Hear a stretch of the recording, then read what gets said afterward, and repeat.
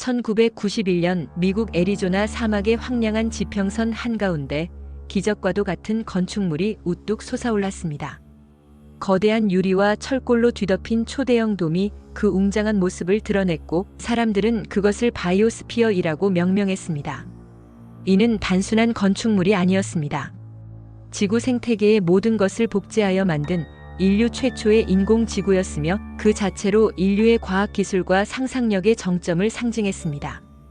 우리가 살고 있는 이 행성, 푸른 별 지구를 바이오스피어 1이라고 부른다면 바이오스피어 2는 인류가 언젠가 지구를 떠나야 할지도 모르는 미래를 대비하여 만들어진 두 번째 지구의 예비 실험장이자 희망의 상징이었습니다. 인류의 생존과 번영을 위한 원대한 꿈이 담긴 프로젝트였던 것입니다. 이 거대한 돔의 내부는 단순히 밀폐된 공간이 아니었습니다. 지구의 다양한 생태계를 정교하게 재현한 축소판이었습니다. 울창한 열대우림이 습한 공기를 내뿜고 메마른 사막지대가 뜨거운 기운을 간직했으며 생명이 넘치는 산호초가 푸른 물속에서 반짝였습니다.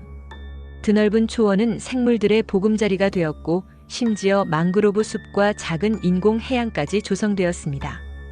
아마존 열대우림에서 직접 들여온 수많은 식물종들이 새로운 보금자리를 찾았고 300종이 넘는 다양한 동물들이 이 인공 생태계 속에서 새로운 삶을 시작했습니다. 이 모든 생명체들과 함께 8명의 용감한 대원들이 2년이라는 긴 시간 동안 외부 세계와 완전히 단절된 채 이 고립된 환경 속에서 살아가야 했습니다.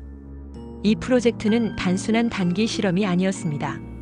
100년 이상 장기적으로 이어질 계획을 가지고 있었으며 2년마다 새로운 대원들이 교체 투입되면서 영구적이고 자급자족 가능한 생태계를 구축하는 것을 최종 목표로 삼았습니다. 이는 단순한 과학 실험을 넘어 인류의 미래를 위한 담대한 도전이자 지구 생명의 비밀을 탐구하려는 인류의 끊임없는 열망을 보여주는 것이었습니다. 하지만 인류의 원대한 꿈이 담긴 이 실험은 시작과 동시에 예상치 못한 그리고 치명적인 이상 신호에 직면하게 됩니다. 돔 내부의 환경은 순식간에 불안정해지기 시작했고 가장 먼저 나타난 문제는 바로 산소 부족이었습니다. 밀폐된 돔 안에서 공기 중의 산소 농도가 원인을 알 수 없는 이유로 급격히 줄어들기 시작한 것입니다. 대원들은 그 이유를 정확히 알지 못한 채 극심한 고통에 시달려야 했습니다. 두통, 어지럼증, 극도의 피로감, 그리고 무기력증과 같은 고산병 증세를 겪으며 쓰러졌고 일상적인 활동조차 제대로 수행하기 어려운 상황에 직면했습니다. 이들의 생명까지 위협받는 심각한 상황이었습니다. 나중에야 밝혀진 산소 부족의 원인은 실로 충격적이고 아이러니한 것이었습니다. 돔 내부의 거대한 구조물을 지지하기 위해 사용된 콘크리트. 바로 이 콘크리트 속에 포함된 석회 성분이 공기 중에 이산화탄소를 흡수하고 있었던 것입니다. 식물은 광합성을 통해 산소를 생산하고 이산화탄소를 소비하는데 이산화탄소는 광합성의 핵심 원료입니다. 콘크리트가 이산화탄소를 대량으로 흡수해버리자 돔 안의 식물들은 광합성을 제대로 할 수 없게 되었습니다. 그 결과 식물에 의한 산소 생산량은 급격히 줄어들었고 돔 안의 산소 농도는 생명체가 살아가기 어려울 정도로 낮아졌습니다. 지구에서는 수십억 년 동안 완벽하게 유지되어 온 산소와 이산화탄소의 순환, 즉 자연의 정교한 생태학적 균형이 이 작은 인공지구에서는 단 한순간에 무너져 내린 것이었습니다. 이는 자연의 균형이 얼마나 섬세하고 복잡한지에 대한 냉혹한 현실을 보여주는 단면이었으며 인류가 자연을 모방하는 것이 얼마나 어려운 일인지를 깨닫게 하는 계기가 되었습니다. 산소 부족 문제와 더불어 식량 사정 또한 심각한 위기에 봉착했습니다. 돔 안에서 재배되던 작물들은 예상치 못한 병충해와 질병의 속수무책으로 시달렸습니다. 처음에는 풍성하고 성공적으로 재배되던 완두콩 밭은 원인을 알 수 없는 곰팡이 감염으로 순식간에 전멸했고 어렵게 키우던 감자 작물은 끈질기고 번식력이 강한 응애의 공격에 당해 농사를 망쳤습니다. 결국 대원들이 의지할 수 있는 식량은 고구마가 거의 유일하게 남게 되었습니다. 대원들은 매일매일 하루 3끼를 고구마로만 버텨야 하는 극한의 상황에 직면했습니다. 영양학적으로 불균형한 식단은 대원들의 건강에 치명적인 영향을 미쳤습니다. 고구마에 풍부하게 함유된 베타카로틴을 과도하게 섭취한 탓에 대원들의 피부는 점점 노랗게 변해갔고 필수 영양소의 부족으로 인한 만성적인 영양실조에 시달려야 했습니다. 이러한 육체적인 고통은 정신적인 고통으로 이어졌습니다. 영양 부족과 스트레스, 그리고 고립감은 대원들의 신경을 극도로 예민하게 만들었고 서로에 대한 불신과 갈등을 증폭시켰습니다. 처음에는 하나의 공동체로 뭉쳤던 대원들은 점점 공격적으로 변해갔고 내부의 조화는 산산조각 나기 시작했습니다. 이 인공 지구 안에서 인류가 꿈꾸던 이상적인 공동체는 현실의 벽 앞에서 무너져 내리고 있었습니다. 바다 생태계를 재현한 구역에서는 더욱 충격적이고 비극적인 일이 벌어졌습니다. 돔 내부의 높은 이산화탄소 농도가 문제였습니다. 이 과도한 이산화탄소가 바닷물에 다량으로 녹아들면서 해수의 산성화가 급격하게 진행된 것입니다. 산성화된 바닷물은 해양 생물들에게 치명적입니다. 아름답고 다채로운 산호들은 속절없이 하얗게 변색되어 죽어나갔고 산호초를 기반으로 살아가던 수많은 해양 생물들은 삶의 터전을 잃었습니다.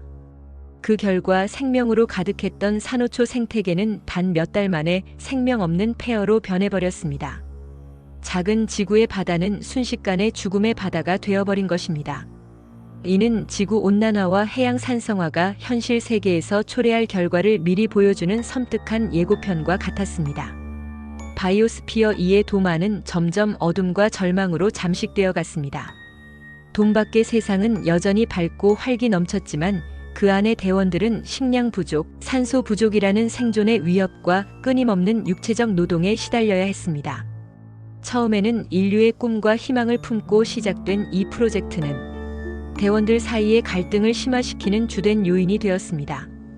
8명의 대원들은 결국 2개의 파벌로 극명하게 갈라져 서로를 비난하고 대립했으며 그 관계는 마지막에는 서로 눈도 마주치지 않을 정도로 극도로 악화되었습니다. 더 이상 협력과 조화는 찾아볼 수 없었습니다. 그곳은 인류가 꿈꾸던 생태계의 낙원이 아니라 고립되고 절망적인 감옥에 가까운 공간으로 변모했습니다. 인간의 본성과 환경적 스트레스가 결합되어 만들어낸 비극적인 결과였습니다. 2년이라는 예정된 실험 기간을 마침내 채운 뒤 대원들은 드디어 돔을 빠져나왔습니다. 첫 번째 바이오스피어 2 실험은 공식적으로 실패로 결론 지어졌습니다. 인류의 과학기술이 아직 자연의 복잡성을 완벽하게 이해하고 통제하기 어렵다는 사실을 여실히 보여준 사례였습니다. 하지만 이 실패는 연구진에게 귀중한 교훈을 남겼습니다. 그들은 여기서 포기하지 않았습니다. 첫 실험에서 가장 큰 문제점으로 지적되었던 콘크리트의 이산화탄소 흡수 문제를 해결하기 위해 콘크리트 표면을 특수 코팅하여 화학 반응을 차단하려 했습니다. 그리고 새로운 실험 대원들을 투입하여 두 번째 실험을 시작했습니다. 그들은 첫 번째 실패를 거울 삼아 더 나은 결과를 얻으리라 기대했습니다. 그러나 두 번째 시도 역시 순탄치 않았습니다. 예상치 못한 문제들이 다시 불거졌고 이번에는 주로 인간적인 갈등이 주된 원인이었습니다. 대원들 사이의 불만과 반발이 극에 달했고 심지어 프로젝트를 방해하려는 내부 사보타주까지 발생하는 초유의 사태가 벌어졌습니다. 결국 두 번째 실험은 단 10개월 만에 중단되고 말았습니다. 100년 이상 장기적인 프로젝트로 계획되었던 이 거대한 야망은 이렇게 단 2년 10개월 만에 허무하게 막을 내렸습니다. 인류의 미래를 위한 제2의 지구는 결국 인류의 통제와 꿈을 벗어난 채 지금은 애리조나 대학교 소속의 연구 및 관광시설로 남아있습니다. 과거의 영광과 좌절을 간직한 채 방문객들에게 그날의 이야기를 전하고 있습니다. 그렇다면 바이오스피어 2 프로젝트는 단순한 실패였을까요?